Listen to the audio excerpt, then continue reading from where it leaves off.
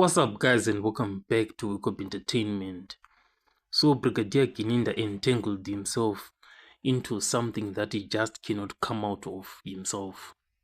The issue is that Brigadier Gininda is not able to match what the photos were downloaded from Tobisi Mncube with what is contained in the exhibits, because what is contained in the exhibits is what the witnesses say they saw, but the photos are telling something completely different. The photos found on his cell phone memory showed him wearing the same clothes that were identified by witnesses on the day of the incident, as the accused was in possession of the revolver upon entering their house. May you kindly explain to this court, when you tell the magistrate that these clothing were identified by witnesses as the clothing that he wore on that day, when did this identification take place of this clothing? The photos found on his cell phone memory showed him wearing the same clothing that were identified by witnesses on the day of the incident. Yes. Witnesses identified that the suspect with a firearm was wearing a brown khaki jacket. Yes. I've referred to those pictures. So if you read the meaning of it, I think perhaps we're reading it in a different context with Advocate Mnisi. There was a description given, a downloading is done, he is seen, and we dealt with those photos where he's wearing a khaki top. That's it. So it's not saying there was a physical identification of the clothing. If you read that sentence collectively, you'll understand the meaning, my lord. This witness, my lord, as he is saying that the photos, his description of the suspect in the affidavit matches some of the description that are mentioned in Exhibit S. Now I'm saying it to him. Can you please marry what is contained in your affidavit with what is contained in Exhibit S? I don't know what is the difficulty with that. I don't know. If he is unable to marry them because they are not marriable, he can simply say that. But if he's able to marry them because they are compatible, then there he is. He should continue to do that.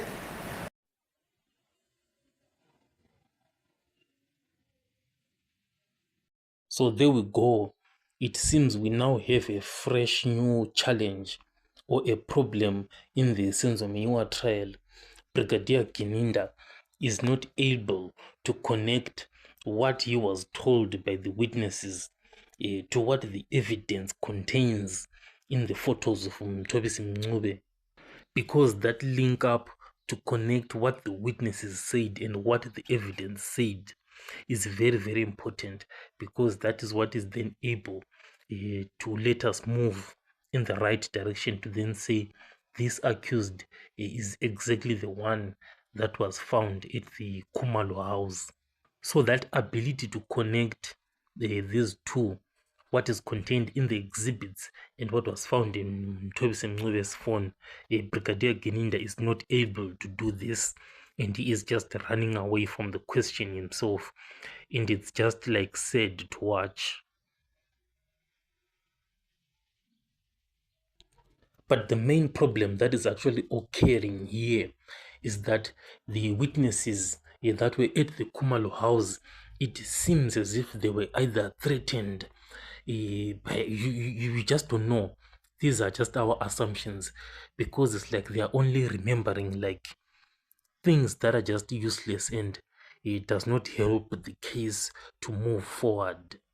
So that in itself, it is a very, very serious problem, and a big observation that I've made, that these witnesses, they are not like telling the proper details that are really needed to crack this case open.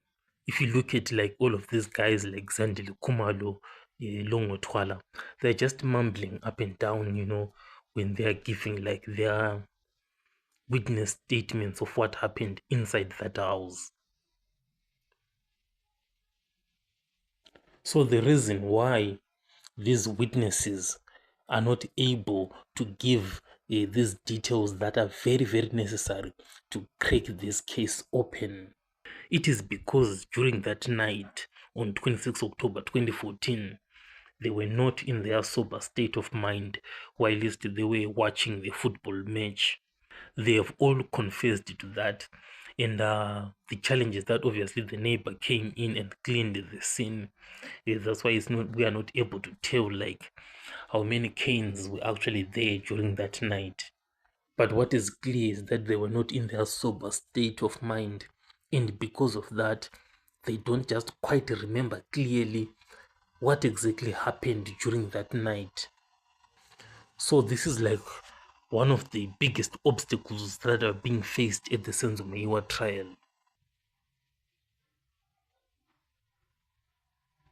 So because of these witnesses not being able to tell the full story of what happened inside that house, that's why there is then this problem of Brigadier Gininda then like mumbling in and failing to connect what he downloaded in Mthobisi Mngcube's phone and what the exhibits from the witnesses are saying. And that is why Advocate Mnisi is now like telling Brigadier Gininda to stay in line and answer the question. But obviously Gininda cannot like answer that question exactly and match the clothes, the dreadlocks, the golden upper tooth to what is contained in the photos of Mthobisi Mngcube with what the witnesses said, because these witnesses, they've like forgotten what happened. Like they were not like in their sober state, as I said earlier.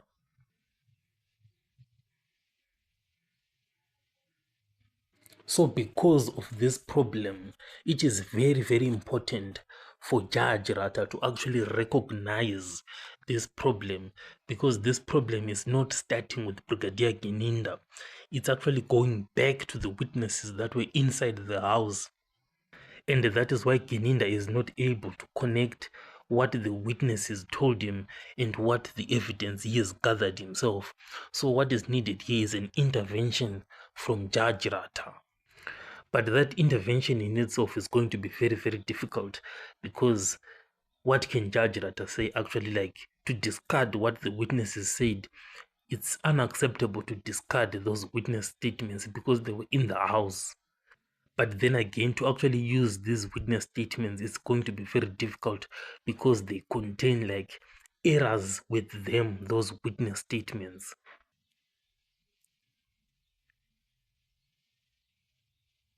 So obviously the biggest surprise to me is how are these like the defense team, the state and Judge Rata not able to actually recognize this problem that is actually occurring between the exhibits and the witness statements. But despite all of this, there is one thing that I'm definitely certain of. The state is able and can see and recognize this problem, and themselves, they are not concerned and they don't worry about it, because it's not their problem. It's actually the problem of the defense itself. And if Judge Rata is not able to recognize it, then they are obviously going to be winning points on this part. So this is what is actually happening. Tell me what you think. What's the solution that can be done to actually solve this problem? I'll catch you guys on the next one.